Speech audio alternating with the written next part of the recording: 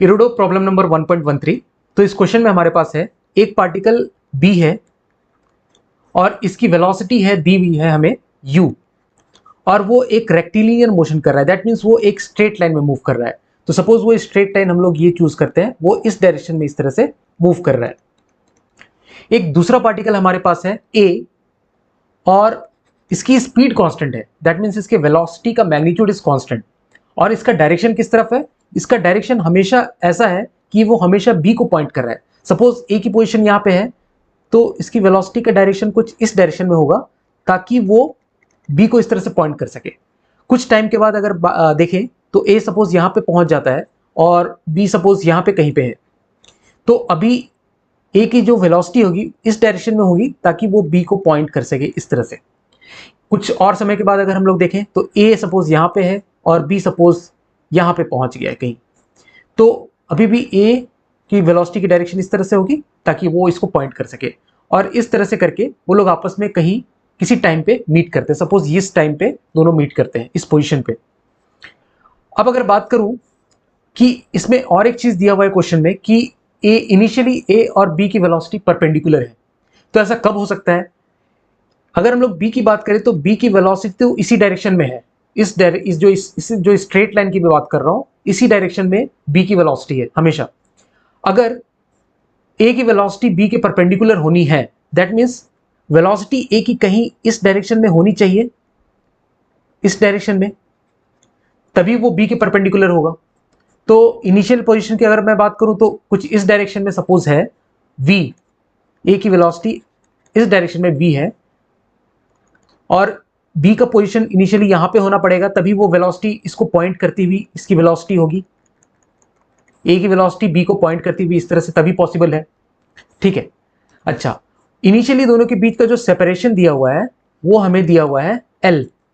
दोनों के बीच का जो सेपरेशन है दैट इज l, a और b के बीच का जो डिस्टेंस है दैट इज l। तो ये चीज हमें दिया हुआ है। अच्छा, अगर हम लोग बात करें कि a का मोशन किस तरह से हो रहा है, तो a इनिशियली इस डायरेक्शन में ट्रेवल कर रहा है, यहां से ट्रेवल कर रहा है, इस डायरेक्शन में ट्रेवल करता करता करता करता कहीं फाइनली यहां पर पहुंच गया है। तो हमें बताना है कि कितने टाइम पे a और b मीट करेंगे। सपोज ये दोनों का मीटिंग पॉइंट है और ये b का इनिशियल पोजीशन है और a का इनिशियल पोजीशन ये है, तो कितने टाइम में दोनों मीट करेंगे। तो सपोज t इक्वल्स टू 0 मैं इस पॉइंट को एज्यूम करता हूं, तो यही हमारे पास t इक्वल्स टू 0 है और t equals to capital T पे दोनों पार्टिकल आपस में मीट कर जाएंगे। तो बेसिकली हमें ये चीज फाइंड आउट करनी है, ये time t equals to capital T किस टाइम पे दोनों आपस में मिल जाएंगे।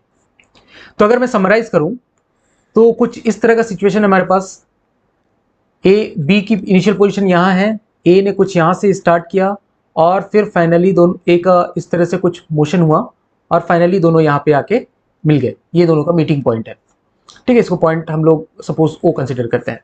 तो t इक्वल्स टू 0 से जर्नी स्टार्ट किया b ने t equals to capital T तक।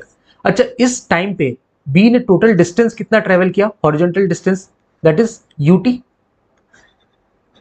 b ने t इक्वल्स टू 0 से t इक्वल्स टू t तक कितना ट्रेवल किया डिस्टेंस, ut, क्योंकि वो एक कांस्टेंट वेलोसिटी से जा रहा है तो उसका टोटल जो डिस्टेंस कवर होगा दैट इज ut।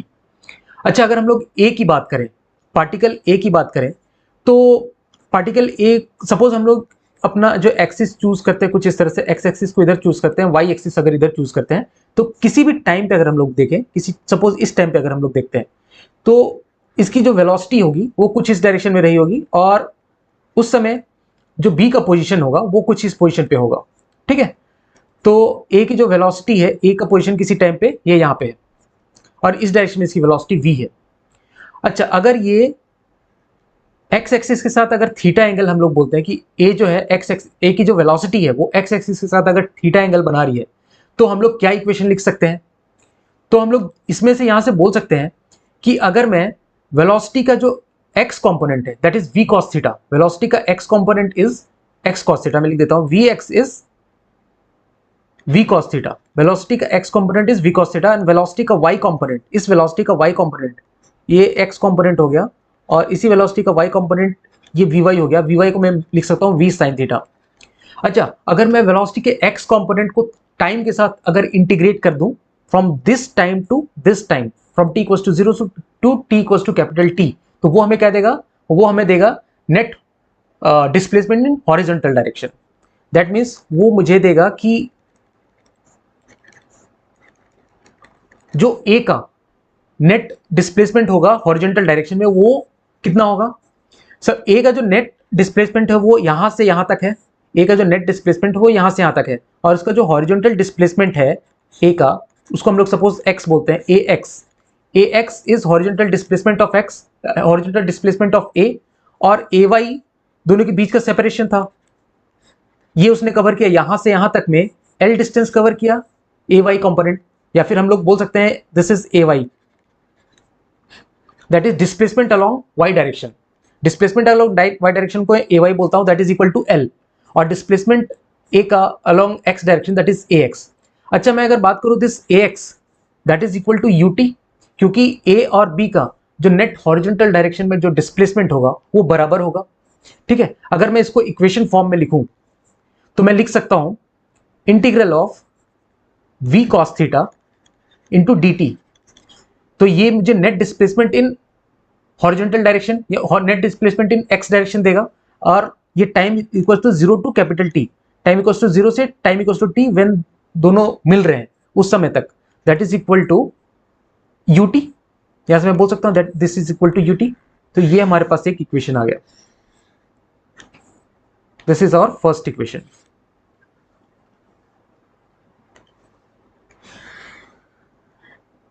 तो इसी तरह से हम लोग बोल सकते हैं कि y डायरेक्शन में मैं लिखना चाहूं तो 0 to capital T v sine theta D T, ये कितने के बराबर हो जाएगा, ये l के बराबर हो जाएगा, ये हमने देखा था। तो ये हमारे पास दूसरा इक्वेशन आ गया। ठीक है, अच्छा, अगर हम लोग इस दोनों इक्वेशन को सॉल्व करके t की वैल्यू निकालना चाहें, बेसिकली हमें वो टाइम निकालना है जब दोनों आपस में मीट करें या फिर दोनों कन्वर्ज करें। तो इस टाइम को अगर हमें निकालना हो तो इस दोनों इक्वेशन से ऐसा दिखता है कि ये दोनों इक्वेशन से हम लोग निकाल पाएंगे, बट ये दोनों इक्वेशन से ये निकालना पॉसिबल नहीं है। अगर हम लोग न्यूमेरिकल मेथड से जाएंगे तो वो शायद इससे निकल जाए, बट इन दोनों इक्वेशन से अगर हम लोग डायरेक्टली अगर सॉल्व करना चाहें तो इससे मैंने ट्राई किया था, ये मेरे से सॉल्व नहीं हो पाया। अगर इस दोनों इक्वेशन से अगर कोई सॉल्व कर सकते हो तो वो मुझे कमेंट सेक्शन में डाल के बताना कि अगर इस दोनों इक्वेशन से टी की वैल्यू निकाल सकते हो क्या, थीटा एलिमिनेट करके, या फिर थीटा की डिपेंडेंसी हुई क्योंकि theta is dependent on T, तो इन दोनों इक्वेशन से सॉल्व कर पाना थोड़ा मुश्किल होगा। तो इसको हम लोग इस पे और एक इक्वेशन लिखेंगे, तो वो हम लोग देखते हैं कि वो हम लोग कैसे लिख सकते हैं।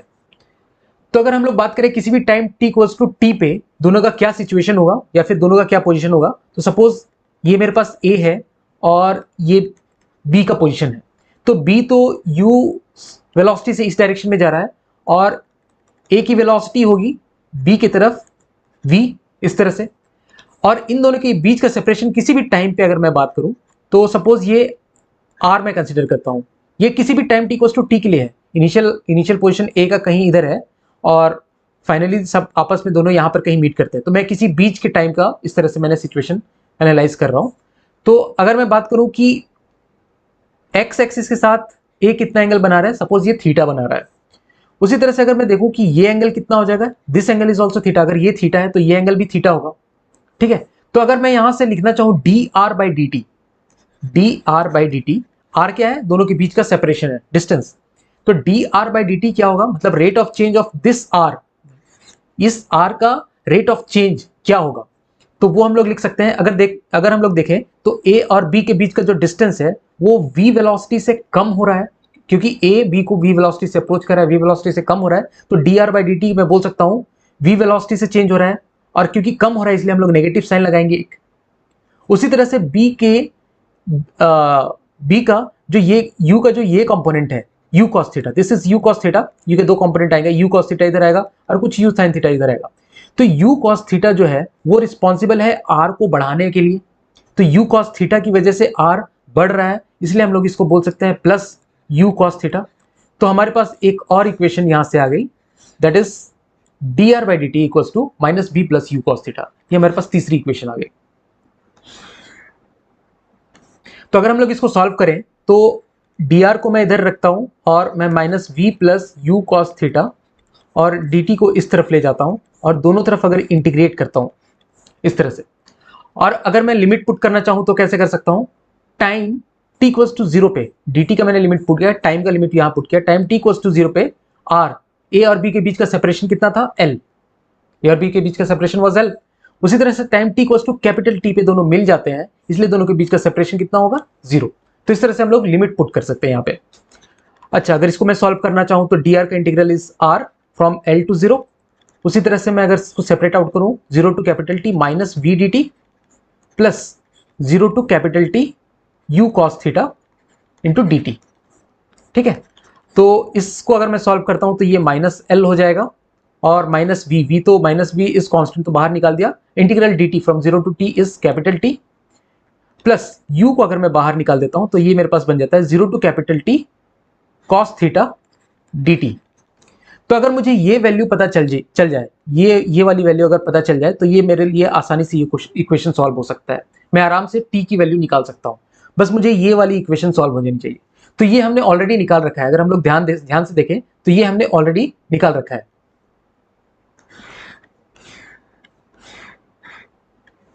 तो अगर हम लोग यहां से देखें, integral 0 to T V cos theta dt was ut। तो अगर मैं, क्योंकि v कांस्टेंट है, इस v को मैं इस तरह से बाहर निकाल सकता हूं, तो अगर इसको बाहर निकाल सकता हूं तो मैं इसको इसके नीचे भी लेके जा सकता हूं। तो integral 0 to T cos theta dt is ut by v।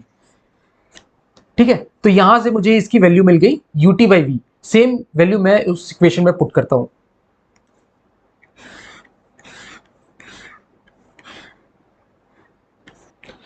तो अगर मैं इसकी वैल्यू पुट करता हूं ut बाई वी, क्योंकि ऊपर वाले इक्वेशन से हमने देखा कि इसकी वैल्यू हो जाएगी ut बाई वी। तो अगर मैं यहां पर ut बाई वी पुट करता हूं तो minus L equals to minus V T plus u into ut by V, ये इक्वेशन आ गई मेरे पास।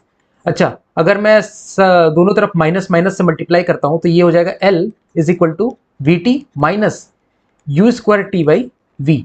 वी क्रॉस मल्टीप्लाई कर दिया सब तरफ, तो ये बन गया L V equals to V square T minus U square T.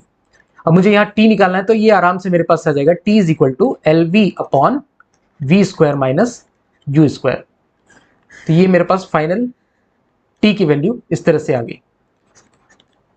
तो इस तरह से हम लोग इस क्वेश्चन को सॉल्व कर सकते हैं। Thank you.